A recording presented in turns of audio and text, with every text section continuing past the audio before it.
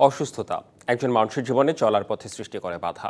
নিজের শারীরিক বা মানসিক অবস্থা বিবেচনায় সম্পূর্ণ সুস্থ থাকতে অনেকেই জানেন না তার কি করা উচিত। তাই স্বাস্থ্য বিষয়ক নানা সমস্যার পরামর্শ এবং সমাধানের পথ বাতলে দিতেই আমাদের সাপ্তাহিক আয়োজন হেলথ কেয়ার ডায়াগনস্টিক সেন্টার নিবেদিত স্বাস্থ্য কথা। প্রতি শুক্রবার এই অনুষ্ঠানে থাকে স্বাস্থ্য বিষয়ক নানা আলোচনা। স্টুডিওতে থাকেন একজন বিশেষজ্ঞ চিকিৎসক। আমাদের সাথে আজ আছেন যুক্তরাষ্ট্রের টেক্সাসের দ্য সেন্টার অব ইন্টিগ্রেটিভ মেডিসিনের কনসালটেন্ট এবং আমেরিকান ওয়েলনেস সেন্টার ঢাকার founder professor doctor Mujibul Haque. আমাদের আজকের আলোচনার বিষয় পিত্তথলি ও কিডনিতে পাথর, লক্ষণ ও চিকিৎসা। দর্শক, আপনাদেরও সুযোগ রয়েছে স্ক্রিনে দেখানো নম্বরে ফোন করে চিকিৎসকের পরামর্শ নেবার। আপনাকে স্বাগত জানাচ্ছি আমাদের আজকের অনুষ্ঠানে। শুরুতে একটু জানতে চাই যে পিত্তথলি এবং কিডনিতে পাথর একজন পেশেন্ট কিভাবে আলাদা করতে পারবে?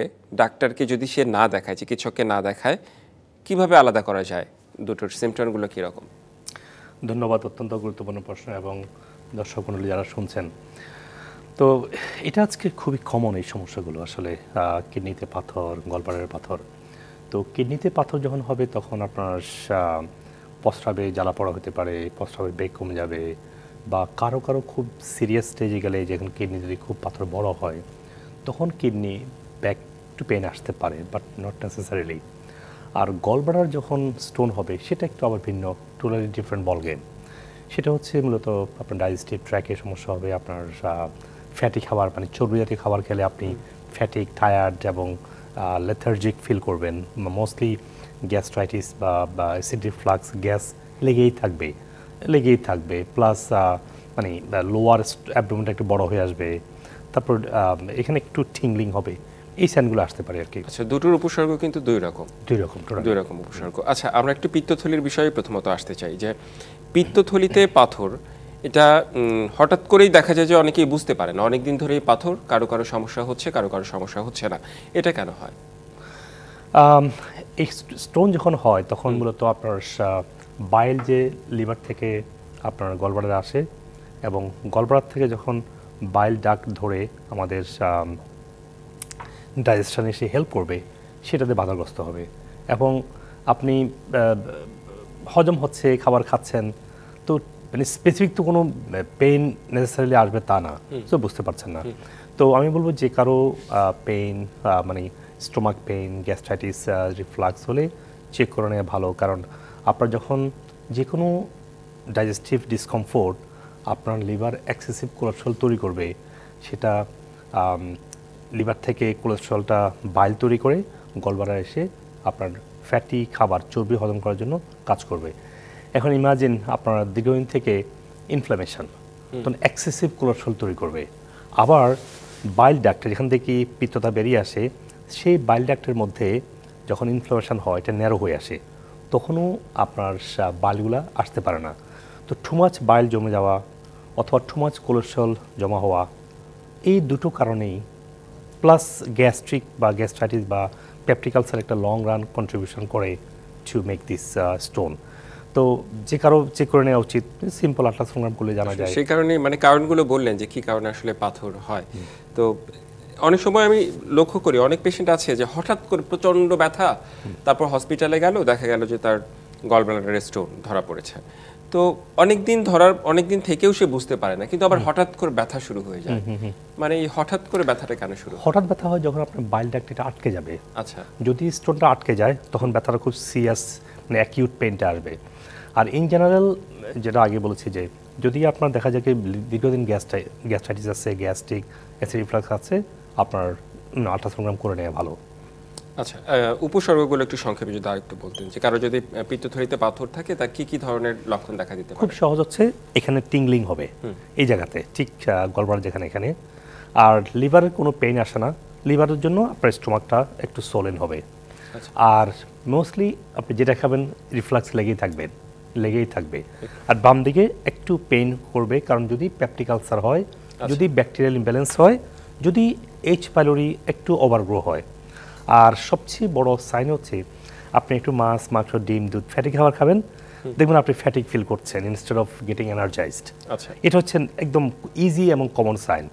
আর যাদের দীর্ঘস্থায়ীভাবে গ্যাস লেগেই থাকবে, টিংলিং পাচ্ছেন, এখানে পেইন ফিল করছেন, তারপরে স্টোমাক সাউন্ড হচ্ছে, এগুলো একটু সেকেন্ডারি সাইন দেখতে পারেন। আচ্ছা, আমি একটু ট্রিটমেন্টের বিষয়ে আসতে চাই। ট্রিটমেন্ট তো রয়েছেই, একটু বিকল্প কোনো ট্রিটমেন্ট রয়েছে কিনা একটু জানতে চাই। হ্যাঁ, যেটা বলছিলেন যে অফকোর্স এখানে সার্জিক্যাল প্রসিডিওর আছে, সেটা দেখতে পারে। যারা এটা চায় না, আমি ইন্টারেস্টিংলি দেখেছি, আমি তো আমেরিকা থেকে এই প্রোগ্রামগুলো করি বাংলাদেশে, তো আমার অনেক ক্লায়েন্ট দেখি স্টোমাক মানে স্টোন বেরিয়ে এসছে, একদম স্টোন নিয়ে এসে আমাকে লাইভে দেখায়, দেখেন আমি কিন্তু আপনার এটা ফলো করি, স্টোন নিয়ে আসছি। আমি দেখা আসার পরে অ্যাটলিস্ট 3 জনকে দেখেছি। আমরা জাস্ট এখান থেকে শুরু করবো, একটা ফোন নিয়ে আসি আমরা একটু দর্শক রয়েছে। দর্শক কোত্থেকে বলছেন, পরিচয় দিয়ে আপনার প্রশ্নটি করতে পারেন। দর্শক শুনতে পাচ্ছেন নিশ্চয়ই, আপনার পরিচয় দিয়ে আপনার প্রশ্নটি করতে পারেন।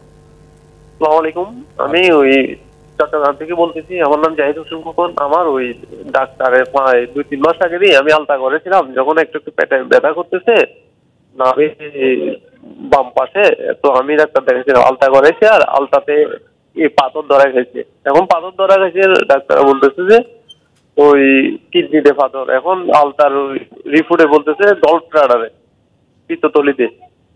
তো এখন আমি চাচ্ছি যে সমস্যা না করার জন্য এখন ওষুধের মাধ্যমে যদি সমাধান হয়।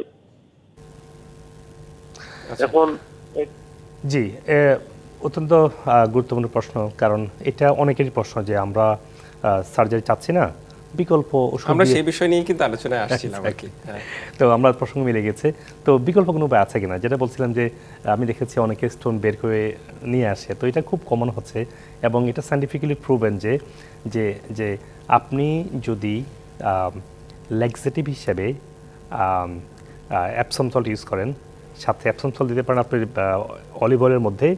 অলিভ অয়েলটা এটা ডর্জ করে এবং সাথে সাইট্রিক অ্যাসিড, আপনার লেবু এবং আপনার কিছু অ্যাসিডিক অ্যাসিড, তাহলে apple cider vinegar, citric acid, লেবু, সাথে জাম্বুরার রস অ্যাড করতে পারেন, সাথে হচ্ছে অলিভ অয়েল এবং ল্যাক্সেটিভ হিসেবে যদি আপনি ইউজ করেন অ্যাপসম সল্ট।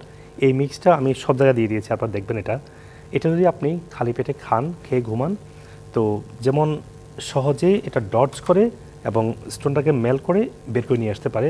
তবে খুব বড় অনেক স্টোন ভরে গেলে সেক্ষেত্রে একটু সময় লাগতে পারে, বাট আপনি এই মিক্সটা যদি ইউজ করেন, খালি পেটে খান, দেখবেন আপনার স্টোনটা হয়ে গলব্লাডারটা ফ্লেক্সিবল, মানে বাইলটা একটা ফ্লেক্সিবল হয়ে স্টোনটা ছোটো হয়ে মেল্ট হয়ে বেরিয়ে আসছে। আপনি বলছিলেন যে আপনার অনেক পেশেন্ট মানে আপনাকে স্টোন দেখায় হাতে, মানে ইট ইজ পসিবল, মানে আসলে আমি অবাক হই যে এতগুলো মানে রেগুলার বেসিস তারা আমাকে দেখেন এই যে স্টোন নিয়ে আসছি আমরা, বের হয়ে আসছে এবং তারা সাউন্ড শুনতে পায়। হ্যাঁ, তো এটা আমি যখন প্রথম অনেকগুলো আর্টিকেল পড়ি এটা বিশ্বাস করতে পারছিলাম না। তো তখন যখন সায়েন্স দেখি যে ইটস পসিবল, কারণ অলিভ অয়েলটা আপনার গলব্লাডারকে ফ্লেক্সিবল করে ফেলে, পিচ্ছিল করে, আর অ্যাসিড যেটা আছে যে কোনো অ্যাসিড, সেটা অ্যাসিড বলতে আমাদের গ্যাস্ট্রিক অ্যাসিড, হাইড্রোক্লোরিক অ্যাসিড না, যেটা সাইট্রাসের মধ্যে একটা অ্যাসিড থাকে না, বলে সাইট্রিক অ্যাসিড, আর থাকে অ্যাসিডিক অ্যাসিড থাকে হচ্ছে অ্যাপল সাইডার ভিনেগারে। সাইট্রিক অ্যাসিড এবং অ্যাসিডিক অ্যাসিড, দুই অ্যাসিডের ক্যারেক্টার হচ্ছে তারা মানে ক্যালসিয়াম অক্সালেট যে স্টোনটা আছে, স্টোনকে এটার সাথে রিয়াকশন করে এটাকে মানে পুরো ডিজলভ করে ফেলতে পারে। তো একটা ডিজলভ হয়ে গেলে অথবা শ্রিঙ্ক বা ছোট হয়ে আসলে এটা সহজেই ন্যাচারালি আপনার গলব্লাডার চাইবে এটাকে ওয়েস্টটা বের করে দেওয়ার জন্য, আর অলিভ অয়েলটা এটাকে পুশ করে, প্লাস আপনার অ্যাপসম সল্ট যেটা করে এটাকে ল্যাক্সেটিভ হিসেবে সহজে বের করে দেয়। এই তিনটা ইজিলি মানে আমি রিকশন সহ বললাম, এটা সম্ভব। এটা আচ্ছা, তাহলে হচ্ছে এটা তো একটা বিকল্প চিকিৎসা পদ্ধতি, বিকল্প, রাইট। গতানুগতিক চিকিৎসা পদ্ধতিতে আসলে আমরা কি করতে পারি? অফকোর্স সার্জারি একটা হচ্ছে গলব্লাডারকে পুরো নিয়ে আসতে যখন পুরো স্টোনে ভরে যায়, আর একটা সহজ উপায় হচ্ছে ল্যাপ্রোস্কোপি সার্জারি, যেটা এটাকে স্টোনটাকে সিলেক্টিভলি নিয়ে আসে। তবে যারা এটা করছেন প্লিজ আপনারা অবশ্যই এটা করার পাশাপাশি আপনার গলব্লাডার এবং লিভার ফাংশনকে কীভাবে ভালো করা যায় এটা আপনারা খেয়াল রাখবেন, কেন কোলেস্ট্রল যাতে টু মাচ এসে ডেপোজিট না হয়, এই জন্য আপনারা অবশ্যই হেলদি ডায়েট, এক্সারসাইজ, লাইফস্টাইলগুলো ফলো করুন, যাতে করে মানে আদারওয়াইজ এটা আবার ফিরে আসতে পারে, আবার স্টোন হবে, then you can be confused and shocked. Stone একবার হলে কি আবার ফিরে আসতে পারে? ভেরি ন্যাচারাল, যে কারণে সেটা কি সার্জারি করার পরেও কিংবা আপনি যে বিকল্প পদ্ধতি বললেন সেটার পরেও ফিরে আসতে পারে, আনলেস আপনি সার্জারি করে গলব্লাডার ফেলে না দেন। আচ্ছা, যে ফেলে দিয়েছেন তাহলে তো কোথায় আসবে আর, সেক্ষেত্রে অনেক কমপ্লিকেশন, বৃদ্ধ বয়সে ডায়মেনশিয়া সহ অনেক রোগ হয়, সেটা ভিন্ন হবে অবশ্যই। গলব্লাডার আল্লাহ দিয়েছে কিছু ফাংশনের কাজের জন্যই। আর যদি আপনি ন্যাচারালি ফ্লাশ আউট করেন, এটা টেম্পোরারি আর ফিরে আসবে না, কারণ আপনার গলব্লাডার ফাংশনটা ইমপ্রুভ হবে with olive oil and citric acid function, but that's not the only thing. Long run you have to improve the metabolism, improve the digestion metabolism, improve the your diet and lifestyle. আচ্ছা, আমরা তো মানে পিত্তথলি নিয়ে কথা বলছিলাম, পিত্তথলিতে পাথর, আমরা কিডনিতে পাথর নিয়ে কথা বলবো, তবে একটা বিরতিতে আমাদের যেতে হবে। বিরতির পর ফিরে এসে আমরা আলোচনায় ফিরবো। দর্শক, বিরতি নিচ্ছি ডিবিসি নিউজের সাপ্তাহিক আয়োজন হেলথ কেয়ার ডায়াগনস্টিক সেন্টার নিবেদিত স্বাস্থ্য কথায়, সঙ্গেই থাকুন। আবারও স্বাগত ডিবিসি নিউজের সাপ্তাহিক আয়োজন হেলথ কেয়ার ডায়াগনস্টিক সেন্টার নিবেদিত স্বাস্থ্য কথায়। আমাদের সাথে আজ আছেন যুক্তরাষ্ট্রের টেক্সাসের দ্য সেন্টার অব ইন্টিগ্রেটিভ মেডিসিনের কনসালটেন্ট প্রফেসর ডাক্তার মশিবুল হক। স্বাগত জানাচ্ছি বিরতির পর। আবারও আমরা পিত্তথলি নিয়ে আলোচনা করছিলাম, এবার একটু কিডনিতে পাথরের বিষয়ে আসতে চাই। কারো কিডনিতে পাথর হলে উপসর্গগুলো কীরকম হবে? কিডনিতে পাথরের তেমন কোনো উপসর্গ আসলে নেই, তো যেমন গলব্লাডারের আছে। তো এক্ষেত্রে আপনার প্রস্রাবে হলুদ হওয়া বা ঘন হওয়া, আর যদি খুবই বেশি পরিমাণে পাথর হয় বা পাথর বড় হয়ে যায়, সেক্ষেত্রে কিছু ব্যাক পেন আসতে পারে। আচ্ছা, মানে সেভাবে আসলে উপসর্গ বোঝা যায় না, অতটা বোঝা যায় না। আচ্ছা, তাহলে হচ্ছে তার কি ধরনের সে হচ্ছে সমস্যার মুখোমুখি হতে পারে কিডনিতে পাথর হলে? কিডনিতে পাথর হলে তার শরীরে লট অফ ইনফ্লামেশন ফিল করবে, খাওয়ার পরে বডিটা সোলেন ফিল করবে, চোখের এটা আই ব্যাগ বলে, আমি জানি বাংলায় কি বলে, আই ব্যাগটা চলে আসবে, প্লাস হাতে পায়ে কিছু পানি আসবে, তারপরে হচ্ছে যে ক্রিয়েটিনিন বেড়ে যাবে। ক্রিয়েটিনিন বেড়ে যাবে। আচ্ছা আচ্ছা, এটা যদি কেউ বুঝতে না পারে যার কিডনিতে পাথর কিন্তু দীর্ঘ সময় ধরে আছে, তাহলে তো এটা একটা সময় গিয়ে বড় আকার ধারণ করতে পারে। নট নেসেসারিলি, আপনার তো ক্রিয়েটিনিন তো আপনার রেগুলার চেকআপে চলে আসে। যখন ক্রিয়েটিনিন বেড়ে যাচ্ছে তখন অন্যান্য শারীরিক কমপ্লিকেশনস চলে আসতেছে, প্লাস যাদের ডায়াবেটিস ব্লাড প্রেশার আছে তাদের এমনিতেই ক্রিয়েটিনিনটা লিভার ফাংশনগুলো কিডনি ফাংশনগুলো চেক করা উচিত, নিয়মিত চেক করা উচিত, কিংবা অনেকেই করে আসলে। হ্যাঁ। আচ্ছা, আমি ওই একইভাবে যে ট্রিটমেন্টের বিষয় তো আসবই, তো কিডনিতে পাথর হলে বিকল্প কোনো উপায় আছে কিনা, মানে সার্জারি ছাড়া? হ্যাঁ, অবশ্যই। যারা সার্জারিটা ভয় পান তাদের জন্য একটা সহজ উপায় হচ্ছে যে আপনি ক্রিয়েটিনিন কমানোর জন্য যে কাজগুলো এগুলো করতে হবে।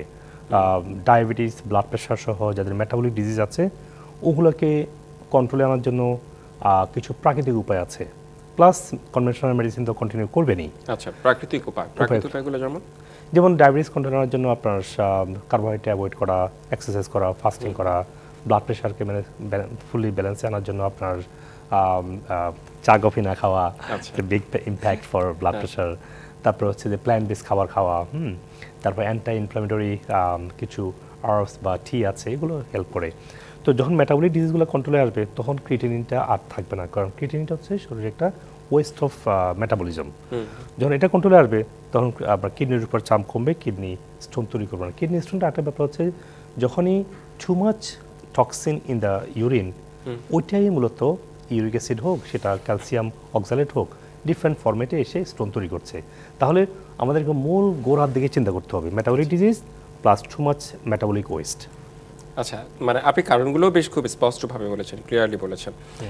এখন যদি আমি একটু সার্জারিতে আসতে চাই, অনেকেই কিডনিতে পাথর হলে সার্জারি করে থাকেন, তো অবশ্যই এটা করা উচিত, করতে পারে সহজভাবে, কিন্তু আপনাকে চিন্তা করতে হবে যে সার্জারি করার পরে কিন্তু সমাধান কিন্তু হয়নি। যে কারণে আপনার স্টোন হয়েছে সেটা আমি আগে বলছি মেটাবলিক ডিজিজগুলো plus too much waste product from the metabolism, এই দুটো দিন ফিক্স করতে হবে আপনাকে আগেই। এখন ফার্স্ট যেটা আমরা বলেছি মেটাবলিক ডিজিজগুলো, মেটাবলিক আর অনেকগুলো আছে, লিভার ইস্যুগুলো আছে। একটা বড় সমস্যা হচ্ছে আমাদের মেটাবলিক ওয়েস্ট কেন হচ্ছে, কেন ক্রিয়েটিনিনটা বেড়ে যাচ্ছে।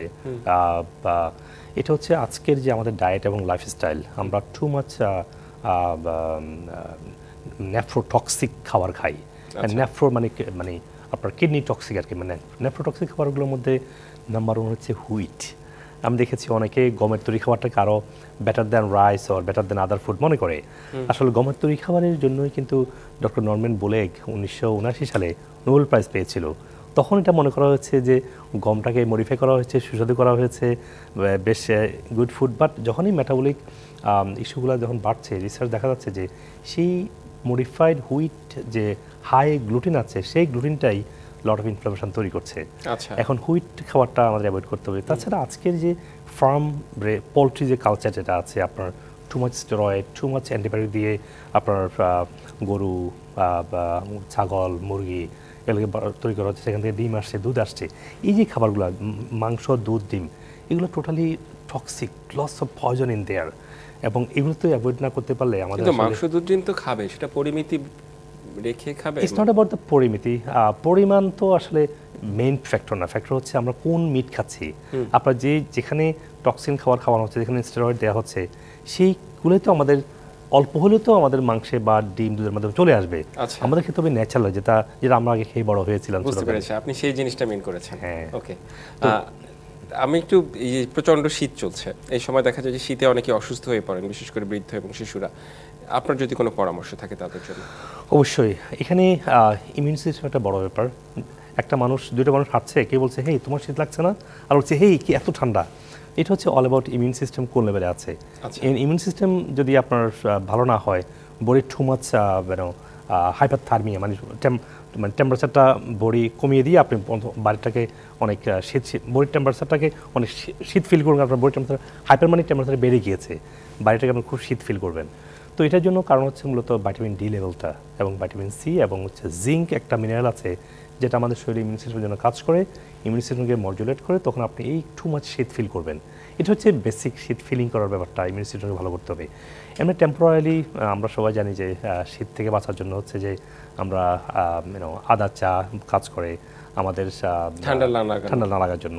তাছাড়া যতটা সম্ভব পারা যায় মানে হেলদি খাবার দাবার খাওয়া।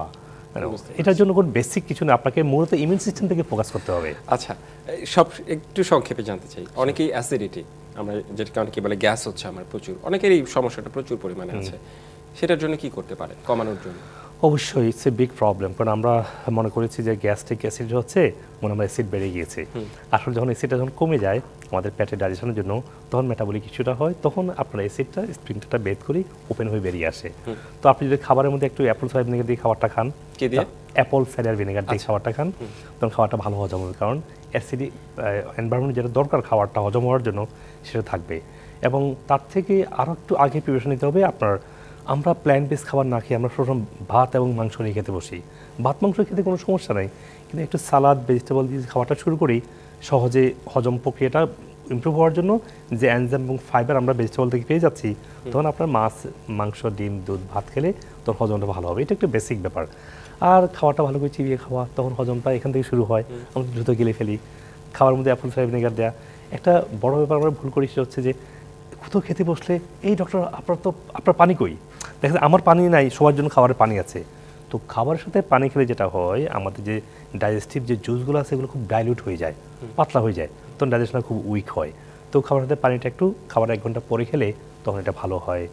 এটা একটা গুরুত্বপূর্ণ বিষয় বলেছেন। অনেকেই কিন্তু খাবারের সময় প্রচুর পানি খায়। একদম। তার মানে খাবারের আধা ঘন্টা কিংবা 1 ঘন্টা পর পানি খেলে সেটা ভালো কাজ করে। জি, আপনাকে অনেক ধন্যবাদ আমাদের আজকের অনুষ্ঠানে যুক্ত হওয়ার জন্য এবং পরামর্শ দেওয়ার জন্য। দর্শক, হেলথ কেয়ার ডায়াগনস্টিক সেন্টার নিবেদিত স্বাস্থ্য কথাই ছিল আমাদের আজকের আয়োজন। সঙ্গেই থাকুন।